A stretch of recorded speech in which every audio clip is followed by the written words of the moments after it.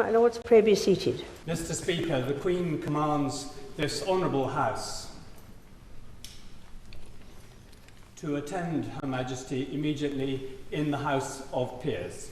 Yeah, get your skates on. First race is 2:30.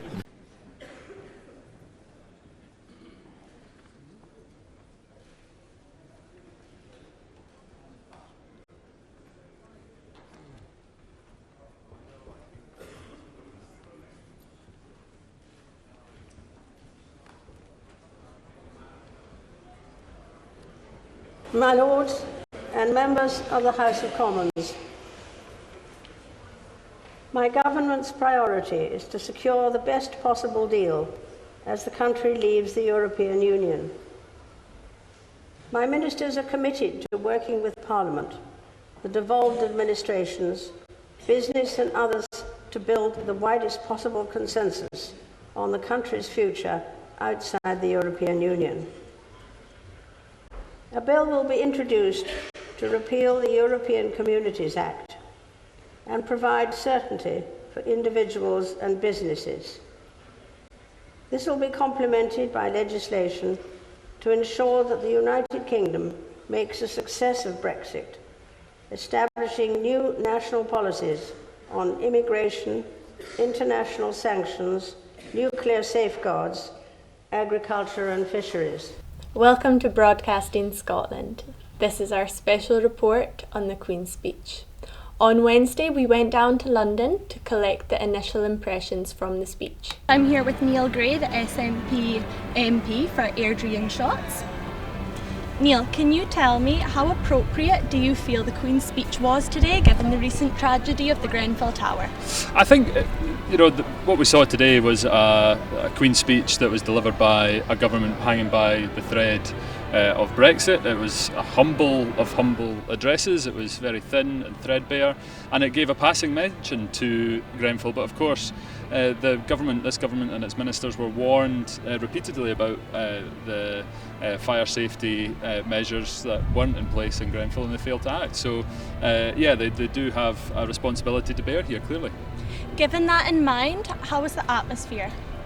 The atmosphere, I think, when the bills were being announced, the lack of the bills were being announced, I think people were, struck, by just how threadbare this was, and there was astonishment even at the fact that this had been well trailed as being a very thin Queen's speech, covering 2 years, that just struck by how thin it really was and how little the government is going to do over the next 2 years. It's going to be bound and tied up with Brexit and Brexit negotiations. So, we've got a big job to do in the SNP in terms of pushing Scotland's agenda and ensuring that the government's feet are held to the fire on Brexit and ensuring that their austerity agenda doesn't continue any longer than the next year. So, how is the SNP going to progress from here?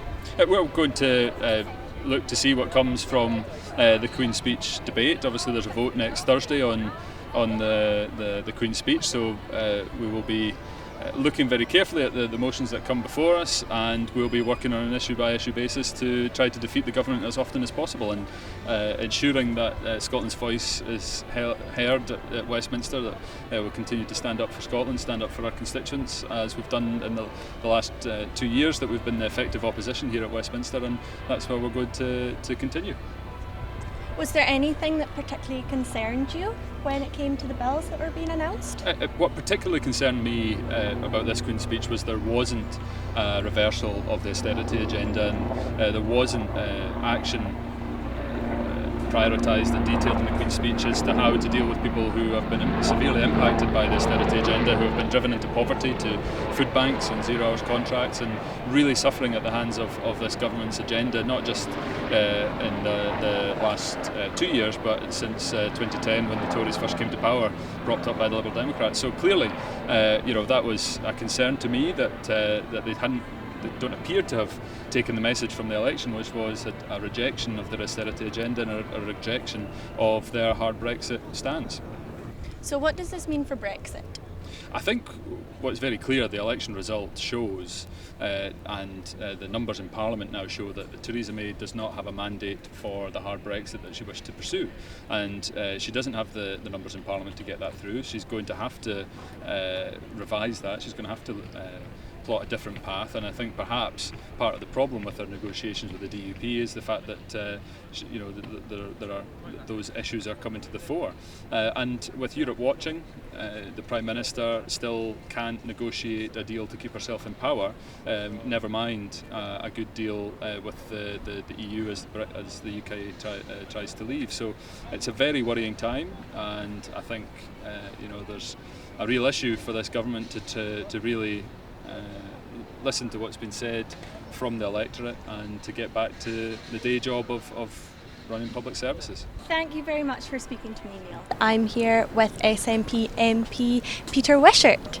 So Peter, can you tell me what your first impressions of the Queen's speech were this morning? It's a very disappointing, meagre Queen's speech. I mean, most of the big manifesto issues that this campaign was fought on were curiously absent and missing in action. So, I think there's a number of bills which are going to be brought forward which will have to deal exclusively with Brexit, but beyond that, there's nothing really much that's going to trouble this House unduly in the course of the next couple of years. Would it be a fair statement to say that this was almost a predictable speech? I think it's the only speech that could have been made, given the fact that this was a Tory government that sought to increase their mandate, who wanted to crush the opposition and instead headed back here within a hung Parliament situation. I don't think there's much more that could have been done. This is a government that's been embarrassed and humbled, which is much diminished. I think what we have is an opportunity to deal with some of the Brexit-related issues, and beyond that, there's not much more that this House is going to trouble itself with, I believe. So how will the loss of seats for Mrs May affect the SNP? Well, I think it's going to give us lots of opportunities. We're in a hung Parliament situation, and I think for us, who always put the interests of Scotland first, it's redolent with opportunity in order to put that case. We will obviously look to work with others who will seek to, on a regular basis, defeat this government, and we'll examine the legislation as it comes forward, ensure that we get the best opportunities for our constituents, and hopefully inflict a number of defeats along the way in this government. How do you see the SNP front bench challenging the Tory government? Well, in the last Parliament we were the effective opposition. It was us that really were in the Prime Minister's face constantly, day in, day out, put the case for Scotland, and that's something that we'll continue to do in the course of this legislative programme. We've got a massive opportunity and task to do. We've got a great team in place here at Westminster, and we're looking forward to the challenge of opposition once again, and we once again will put Scotland first and centre and always in the way that we approach our business in the House of Commons. So how will this affect the independence mandate? Well, that is the reason that we exist. It's front, centre and always at the heart of what we do as the Scottish National Party. This is a Westminster environment, we're looking at a legislative programme that, will be undertaken in the next couple of years, and we'll look to see any opportunity we could get to advance and progress the cause of Scottish independence. But we're here to do a job, look after our constituents, ensure that we oppose this government in the strongest possible terms and work with others in order to secure these victories, and I'm certain a number of these will come along in the course of the next couple of years. What must the SNP do if there is to be a hard Brexit and no deal whatsoever can be made with Scotland and the EU in a kind of special relationship? We're in the business of the best possible Brexit that's available, and what that means is membership of the European Union and the Customs Union. So we'll work with others in order to try and secure that. We believe that's in the best interest not of just of Scotland but of the rest of the UK. We put forward very firm proposals about how that could be achieved. So our task and our responsibility will be to try and get that softer Brexit, get a Brexit that's in the best interest of Scotland, and of course ensure that we try to do all we can to retain our position in place in the common market and the Customs Union. Do you think that we can create a fairer market for the consumer even if we're not in the single market anymore? I think it's going to be very difficult. What we're already seeing is, the cost of Brexit already starting to impact upon the economy. We've heard some very scary details just about tariffs that's going to exist if we don't get any sort of deal.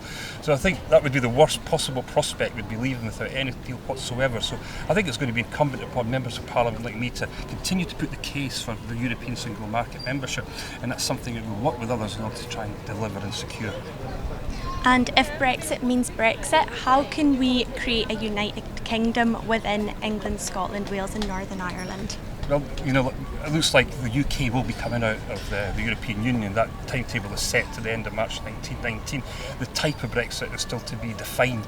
I don't think with the mandate that the Prime Minister secured that the hard Brexit is a realistic possibility anymore. And I believe trying to progress towards that will create a lot of difficult political situations for the Prime Minister. So I think she's got to listen to what the British people said. I think she's got to speak to others to ensure that she involves all the devolved administrations, particularly the Scottish Government, in shaping up the type of Brexit we're going to have. That's up to her. We'll continue to put that case what is the best interest for Scotland and ensuring that we can do all we can to remain within the European single market. How can you see the relationship between Holyrood and Westminster progressing? Well, it's not been particularly great in the course of the past couple of years, and I think that what we have to do is up to this government to respond positively to some of the requests and representations from the Scottish Government. Now, we put forward a very solid plan that we believe dealt with the best interests for Scotland. It's now up to the Prime Minister to respond more genuinely to what the calls for the Scottish requirements. This was in the Queen's speech where Her Majesty said that she wanted her government to work with devolved administrations. Let's see a bit more of that in practice now. Do you feel like some of our devolved powers are almost under threat by Westminster? Well, the ones that concern us most are the ones which are related to agriculture and fisheries, and what we've heard in the Queen's speech was to be separate parts of the Great Repeal Bill dealing with these sort of things. So we have great concerns about it coming to Westminster as opposed to properly going to the devolved administrations. So we're looking very carefully at the details of these pieces of legislation. This better not be a power grab on behalf of the UK government. You know, like according to the Scotland Act, fisheries and agriculture should be properly devolved to Scotland, and that's where we believe that these powers should lie. So we'll look forward to having a look and a proper investigation when these bills come forward. How can the SNP ensure that Scotland's voice will be heard and protected in this kind of unstable, unpredictable time? Well, that's what we're all about down here, and that's all we do is make sure the Scottish voice is properly represented and progressed and presented here in Parliament. It's what we get up in the morning to do, and you know, we'll continue to do that job, holding this government to account, making sure Scotland's interests are properly represented and voiced, and every day when we're in those green benches, that's the job that we'll do from the minute we arrive to the minute we leave. I'm here with Dr Philippa Whitford, who is the SNP MP for Central Ayrshire and the health spokesperson in Westminster. So we're going to start a little bit by talking about the Queen's speech. Now, the Queen started off her speech by saying that the government's priority is to secure the best possible deal for Brexit. Can you tell me what you believe would be the best possible Brexit deal? Well, obviously being someone who absolutely believes in Europe, for me the best possible Brexit deal would be simply not doing it, accepting that England and Wales have voted to leave the EU. I think the best Brexit deal is one that keeps as close to Europe as possible, so particularly remaining in the single market. I think remaining in the customs union to avoid the issues in Northern Ireland with the border, and to try and maintain access to as many of the rights and opportunities that we've all enjoyed for the last 40 years. Unfortunately, up until this election, the government's drive seemed to be to go to the other end of the scale. We heard a lot of no deal is better than a bad deal, and a threat to simply walk away from negotiations, and that would be catastrophic. I'm hoping the one good thing to come out of this election is that maybe Mrs May and her government are more open to compromise. The Queen also stated that there must be a bill in place to ensure the success of Great Britain for Brexit. How do you see any sort of success for Brexit? Well, I think that again comes back to what shape Brexit is and trying to minimise the damage as much as possible. The bill that's being talked about is the Great Repeal Bill, which obviously will carry a lot of European law directly into United Kingdom law, because there simply isn't time to replace these thousands and thousands of regulations and pieces of legislation. There are some things, unfortunately, that are not planned to come across. One of the ones I'm concerned about regarding health is the European Charter of Fundamental Rights. And this was something that was used recently to see off challenge against plain cigarette packaging. So that right to health that was used in the courts will disappear. So there's a lot of concerns about the things that fall by the wayside as European legislation is moved across. But all that does is try to preserve some of what's there and then the Conservative government over time will unpick it. And that's what we're not going to know at this point, is how many things they will jettison over time. But that'll take a long time to do. For me, success is really largely about damage limitation. A lot of the things that are being sold as success of Brexit, such as being able to do our own trade deals elsewhere in the world. You know, we have access to a market of 500,000 people in Europe. Through Europe's external trade deals that we get through the customs union, we access more than the same number again. That will take an eye-watering length of time to replace that. So what's put forward as the great success will be our trade deals elsewhere in the world. That's actually much harder to do than the government is giving people the impression. The 23rd of June marks the 1-year Brexit anniversary. What has changed in that 1 year for Brexit? Well, I think it was a big mistake not to straight away reassure EU nationals who were settled in this country, the way our First Minister here in Scotland did. While she doesn't have the power to protect them, she sent a very clear message straight away the next morning. I've now read from the London Evening Standard, George Osborne talking about that actually David Cameron wanted to do something similar, as did most of the cabinet. It was actually Theresa May in her role as Home Secretary that blocked that. So people like my husband, who's German, have had a very insecure and stressful year. Some people have applied for permanent residency and for various reasons been turned down, even though they've lived here often for decades. So I think that was really one of the big mistakes, that a year on, people are living in insecurity. What we had for the first half or 3/4 of that year was people saying, oh, look, the economy's still doing great, there's nothing happening, there is no negative to Brexit. But that is a bit like jumping out of a plane without a parachute and keeping your thumb pointing upwards all the way down till you hit the ground. Because what we've started to see is, yes, the pound fell, and people looked at the positive side of that your exports are cheaper, that tourists coming here increase because it's cheaper to come here. But the reverse of that has started to kick in. Inflation's now 2.9%. What we've seen is people going on holiday, it's much more expensive. What we've seen is people buying less. So we are beginning to see this slowdown in the economy, which is due to Brexit, and yet Brexit has not yet even happened. Do you think that there can be a special relationship between Scotland and the EU? Absolutely. My husband, who, as I said, is German, keeps an eye on German media and some of the German think tanks. When I visited Berlin last September, there was an absolute understanding, I would say, for the first time, that Scotland is a different country.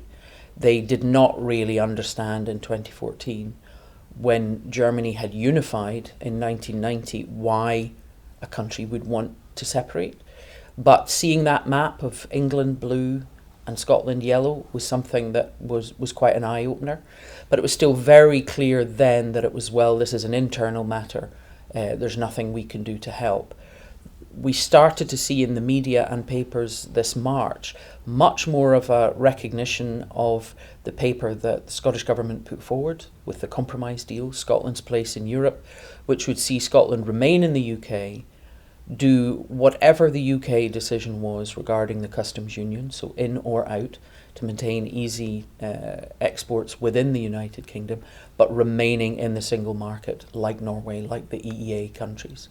And what was stated very clearly in some of these articles is Europe needs to be ready to do that deal. And if Theresa May doesn't allow it, Europe needs to be ready to welcome Scotland in as an independent country. So there's definitely a change in Europe's vision of Scotland. And I think that whether it is that Theresa May is now more in a compromising mood and will devolve immigration and will allow Scotland to stay in the single market, or whether they don't, and eventually Scotland has to make a decision whether they sit in the boot of Theresa May's car or climb into the driving seat and make their own decisions and find their own way. And the things that are always being thrown up, oh, Spain would veto Scotland, etc., Their foreign minister has already stated very clearly that that wouldn't be the case. So I think, in a way, Europe would quite like to rescue something from the ashes of Brexit. I think they would actually be quite positive about welcoming Scotland into Europe, whether as part of the UK or as a separate entity. So what do you think's going to happen to Great Britain then if Scotland does get a special deal with the EU? What's that going to mean for Wales, England and Northern Ireland?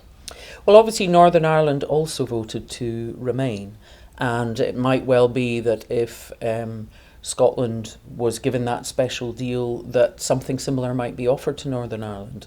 If the whole UK stayed in the customs union, and obviously at the moment that is not Theresa May's policy, but if they did, then dealing with the Irish border would be significantly easier. So I think anything that was offered to Scotland, I think, would be available to Northern Ireland. Obviously it would be up to the Northern Ireland Assembly whether that was something they wanted to pursue. And at the moment the DUP have quite a contradictory view. Obviously they supported Brexit. They want to be well out of the single market and the customs union, and yet they don't want a hard border. So, in a way, they don't have a policy that hangs together to deal with the issues in Ireland. Whether you would have companies in England and Wales that might look to relocate into Scotland, particularly some of the financial companies, to take advantage of Scotland being in the single market.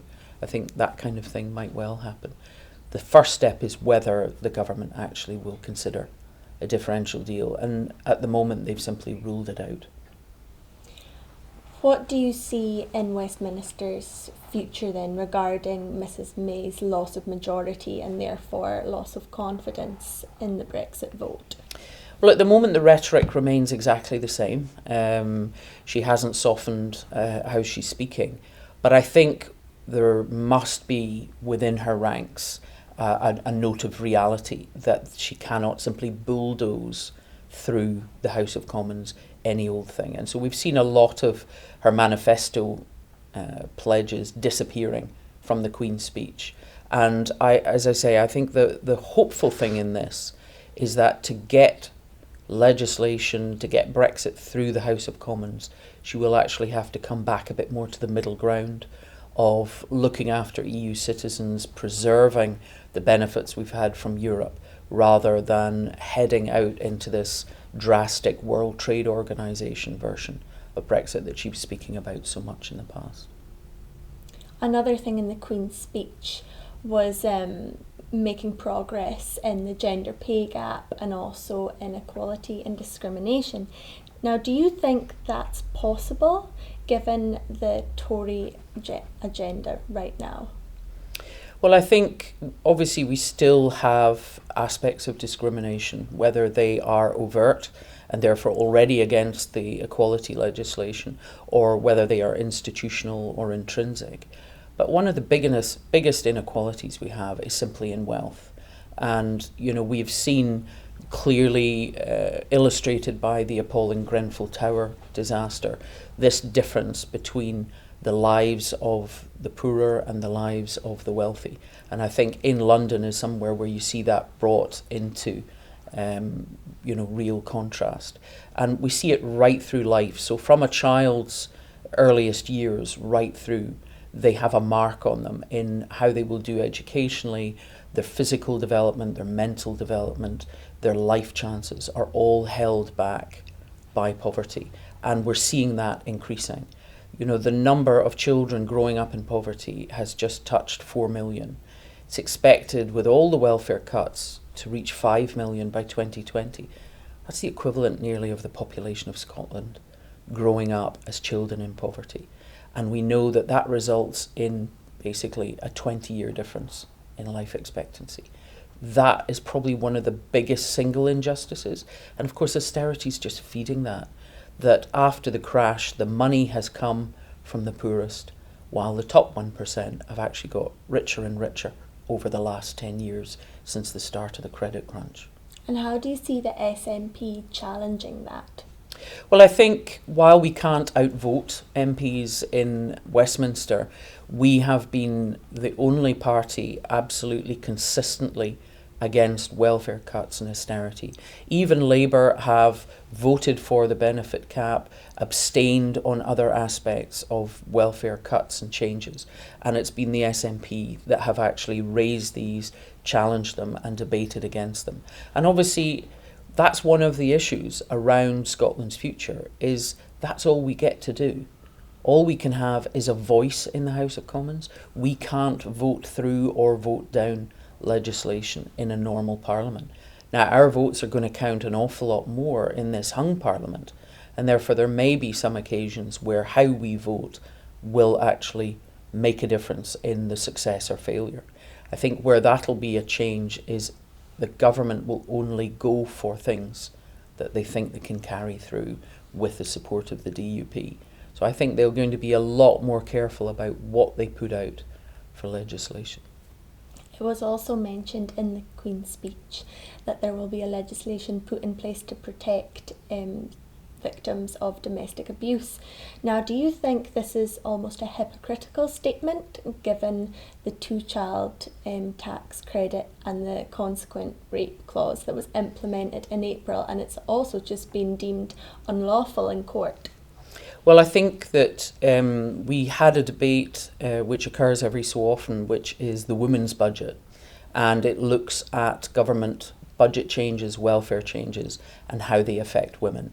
In 2014, 74% of all cuts had hit women. Last year, when we had that debate, it was 86% of all cuts hit women. Between here and 2020, the biggest impact will be on single female pensioners and lone parents, 92% of whom are women. Obviously, through lone parents, it's children. So, you know, it is hypocritical in a way, in that you're talking about domestic violence. We know that's often associated with poverty, financial stress, that creates friction within a family, and yet we're actually undermining that all the time. I was very proud of my colleague, Ailey Whitford, who obviously managed to get her private member's bill through, which was about ratification of the Istanbul Convention to deal with domestic violence, which happens outside the UK. When people are on holiday or taken home for forced marriage, honour attacks, other things like that, we couldn't prosecute those if they actually occurred outside the UK. They have accepted, the government is going to take the legislation through to honour her private member's bill. But domestic violence is a complex thing. It's driven by all sorts of pressures, and the government are feeding those, exactly as you say, with their austerity agenda. The speech also spoke about the need for every child to have the opportunity to go to a good school. What does this mean for the Tory policies within their manifesto regarding education? Well, obviously the key policy within the manifesto was the reintroduction, or expansion rather, of grammar schools. Now, this was not, I would say, widely supported, or certainly not universally supported within the Conservative Party, and therefore we didn't hear anything very specific about that, and therefore it's a very vague comment about schooling. We know that there will be areas where the funding for the schooling is going to go down, so in actual fact that's going to cause problems, and I don't think that they'll be able to push their grammar school policy through, because they cannot afford any rebels on their backbenches. Myself, I think that, you know, unless you're trying to develop every child in your society to their full potential, regardless of what that is, whatever their skills and talents are, then not only are you condemning that child to a life that is less successful and less rewarding, you're also creating burdens for society in the future. So having this where at some arbitrary point at the end of primary school, children are put on a path to success or a path that is considered to failure by which school they get into, I think that is something that is typical of the elitism, which is the approach of the Conservative Party. It's, you know, all for the successful and devil take the hindmost. That's not really the responsibility of a government. You're trying to get the best success for all of your citizens. As the health spokesperson for the SNP in Westminster, were you disappointed that the NHS barely got a mention within the speech? Well, the NHS didn't get mentioned at all. I mean, all we heard was that a green paper will be brought forward regarding social care. Clearly, we did not hear any specific mention of the, as was called, dementia tax that was being put forward in the manifesto. And obviously that was the big turning point in the campaign. It had not been discussed apparently with the health minister. It was simply Mrs. May and her inner circle had put that in without, doing the working in the margin and considering the impact of it. And then of course had to do a huge U-turn the next day. So I think that was quite a sensitive nerve, but no mention of the NHS. And we had this in 2010 where the manifesto was no major reorganisation. Now, in the last Parliament, we already had the government bringing forward the plan in England for sustainability and transformation plans, which will actually be a huge reorganisation of the NHS yet again. And yet this doesn't warrant any mention in the Queen's speech. I think the NHS in England is under severe strain. Last winter was the worst in their history, and yet through these STPs, as they're called, they plan massive closures of accident emergency units, beds, hospitals, maternity units. So it's hard to see how, when a system's under that much pressure, you can actually close big sections of it down. So I think the NHS is a real concern going forward. So can you see the NHS prospering at all under the hands of the current government? Not if they continue in the direction they currently are. The differences between Scotland and England is that we still have a single public NHS. In England it's becoming very fragmented as, if you like, contracts are put out to tender, outsourced, privatised to big companies like Virgin Care, Circle, Care UK. Once you have this healthcare market, you start wasting a lot of money in simply the bureaucracy of that market. And it's estimated that's between 5 and 10 billion just in the running of the market. But what you particularly create is competition and fragmentation. Whereas the way that NHS and social care will survive in the future is cooperation and integration. And that's the direction that Scotland's been going since 2004. Whereas England's going in the opposite direction. So there's all sorts of perverse incentives that are in there, and at the moment there's no sign of them changing direction. How are you going to protect the NHS's voice in Westminster? Well, I think I have shown that I've done that over the last 2 years. I'm one of the most senior medics in the House of Commons, and while it's not that people do what I say, people do tend to at least listen when I speak in the House. I try to speak authoritatively rather than just in attack mode or attacking policies purely for the sake of it. So when I think they're going in the right direction, and the one aspect of sustainability and transformations that I think is correct is to go back to place-based planning, where you're planning an integrated system for a whole community. What's wrong is that they're starting with the budget bottom line and being told to work back from that. So I will continue to challenge on that. And I actually get emails and letters from all over England and Wales saying that they consider me the MP for the NHS. And I find that a huge honour, and I will certainly continue as health spokesperson to do that. What people in Scotland don't realise is that the decisions made in England around health and social care affect the budget for health that goes into the Scottish budget, and therefore over time these kind of decisions affect the money we've got to spend. They can't change our policies, but they can change the purse of money that we've got to carry them out. How did you find the appropriateness of the Grenfell Tower public inquiry in the Queen's speech? Well, I feel that it could have been given more prominence. Obviously, there have been a lot of tragic events, including the 3 terrorist attacks in recent months, and then this tragedy. But being in London, the Grenfell Tower disaster is something that is literally and spiritually overshadowing the whole city. So I would have felt that it should have had a higher priority.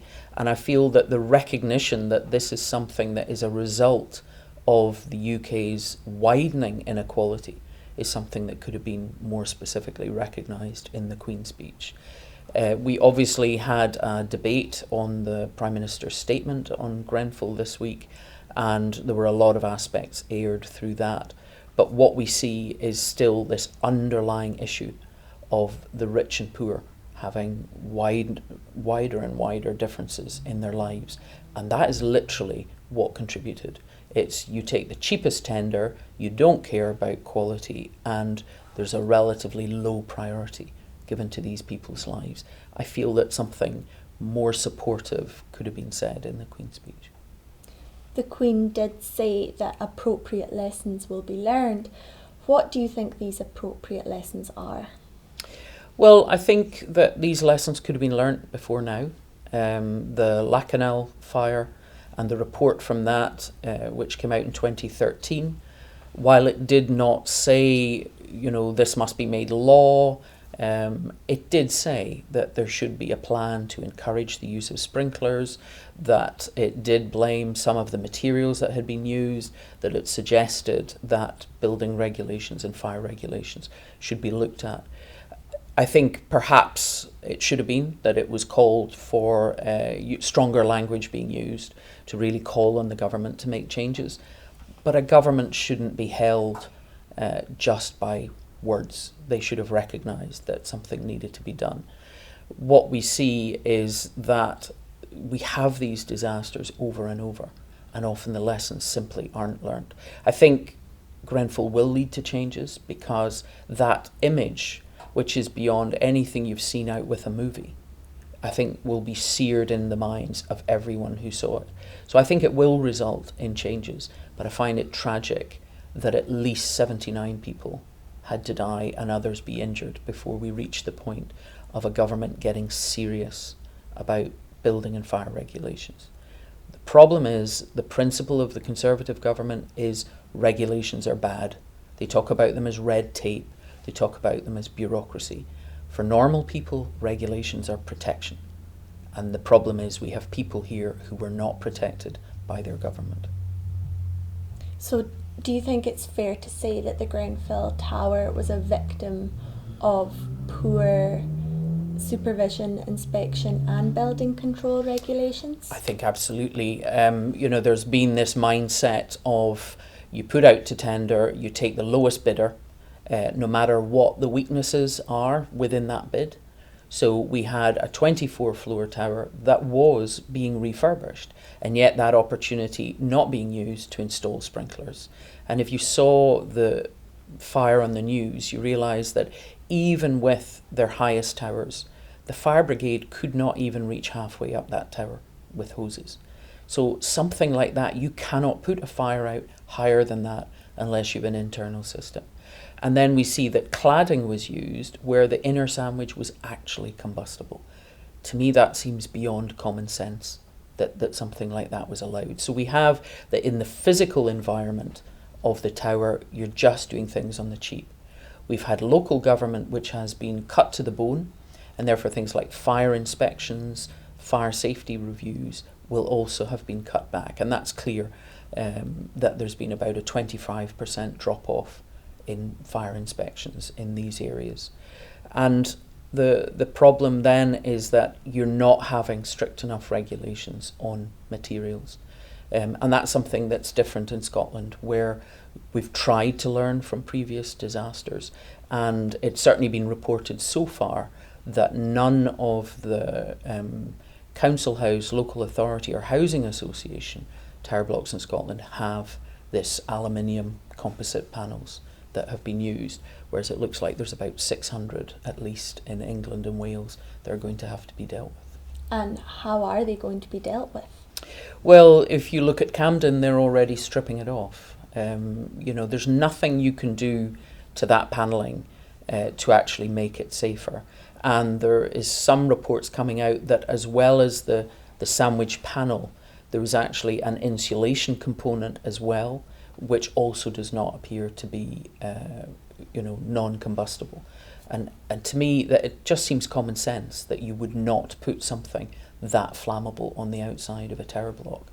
But all of that's going to have to be replaced. And unless the government provide funding, it will be almost impossible for local authorities to do this in a timeous manner, because they simply don't have the pot of money to dig into. So do you think it's a good security measure that those flats have been evacuated in Camden and Chalcott? Well, obviously they're evacuating them while they do the work. There's not particularly a reason why you would have another fire like that so quickly. The start of the fire, which was obviously sounds like it was a fridge freezer, it's not particularly that's going to happen. But you can imagine having watched those fires and living maybe on the 20th floor of a tower block, knowing you have the same cladding. I think it'd be very difficult for families to cope with that. I think if we didn't evacuate and do it quickly, I think there is a danger that then it just will slide back down the agenda. It'll go on the list of we must get around to doing that, and we could be 3 or 4 years down the line and this cladding not replaced. Whereas taking the action that Camden have done is obviously very decisive and means that it's a shorter timescale. The problem will be what funding will they get from the government to help with that. Do you think that the government's support for the victims has been adequate? Well, I think we saw clearly in the first few days that it simply wasn't. Whether physical or emotional, the support was not there.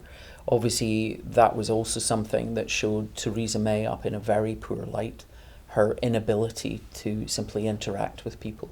And that's something that the people of the United Kingdom have become very aware of throughout the election, that she hides from the public, that she's not comfortable simply turning up in a town centre and dealing with people. Now, in this situation, your basic humanity should be making you think that actually the victim is important, not you, not your image, not the fact that someone might be critical of you or be angry with you. You should be thinking of them, and she failed to do that. But also the physical provision of accommodation, of clothing, of money, of food and drink, all of that seemed to take several days to kick in to any degree, whereas you had people who literally run out in their pyjamas, and had nothing, absolutely nothing, but what they'd escaped with. So can you see the government now trying to learn how to treat tragedies like this with a bit more compassion and sensitivity? Well, I think compassion and sensitivity is a very personal thing, and that may relate more to the personalities that were involved. I do welcome the Prime Minister's proposal to create, if you like, a disaster task force, because any local authority faced with something on the scale of Grenfell, no matter why it has happened, whether it's flooding or a terrorist attack or a disaster, would be overwhelmed. Their normal services would be struggling. So having a task force that's able to come in immediately and say, here's the priorities, this is how we move forward, and that have that sort of expertise within one team, I think will be a beneficial thing. I think the critical thing is trying to make sure that this kind of disaster doesn't happen in the first place, is making your decisions to not create a building like that is done on the cheap, that is utterly unsafe, and then to pack vulnerable people into it who aren't able to escape. A lot of the aspects of Grenfell is not what happened afterwards, it's what happened before. Thank you very much for talking to me, Philippa. You're welcome. Thank you. That's our take on the thinnest Queen's speech in many years. The main priority was Brexit. However, we are still to see how that will unfold in Parliament. The speech briefly mentioned the recent terror attacks and the Grenfell Tower disaster. Thank you for watching, and I hope you will join us next time on Broadcasting Scotland. In our next special report, we will be discussing the horror of the Grenfell Tower fire.